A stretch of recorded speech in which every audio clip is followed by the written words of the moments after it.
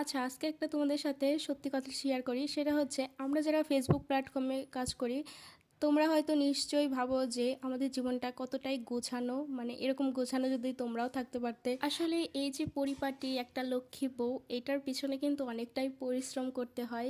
একটা video make করা কিন্তু এটা অনেকটাই কষ্টের ব্যাপার। তারপরেও কি বলবো, এটা আমার একটা শখ। আর আমার এই শখটা যে আজকে প্রফেশনাল হবে এটা আমি কখনোই ভাবতে পারিনি। তো তারপরেও সবই তোমাদের ভালোবাসা আর সাপোর্ট।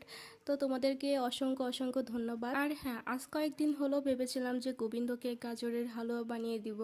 তো তারপরে এই তো পূজার ঘরে এসে যখন গোছ করছিলাম তখন ভাবলাম যে না, ওর সেই গাজরটা দিয়ে আমি একটা নতুন কোনো কিছু বানাই।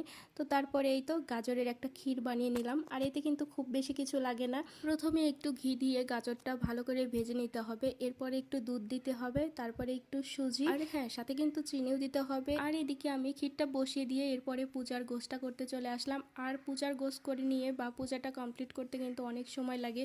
তোমরা যারা 2 মিনিট বা 3 মিনিটের ভিডিও দেখে জাস্ট করো যে এই পূজা করতে কোনো ব্যাপার, এটাতে সময় লাগে, কিন্তু আসলে আমি তো পূজার ঘরে আসলে বা সমস্ত গোছ করে গুছিয়ে করতে নিলে আমার প্রায় 1.5 ঘন্টা 2 ঘন্টার মতো লেগে যায়।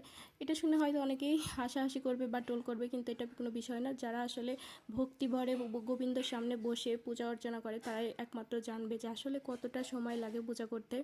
তো তারপরে দেখো আমি এদিকে পূজা করছিলাম আর আমার পুচকুটা ও খুব জ্বালা ছিল, ওর খিদে পেয়েছে, তোকে খাওয়াবো। তো তোমরা আমার ভগবানকে দর্শন করো। আজকে পূজাটা কমপ্লিট। হরে কৃষ্ণ, রাধে রাধে।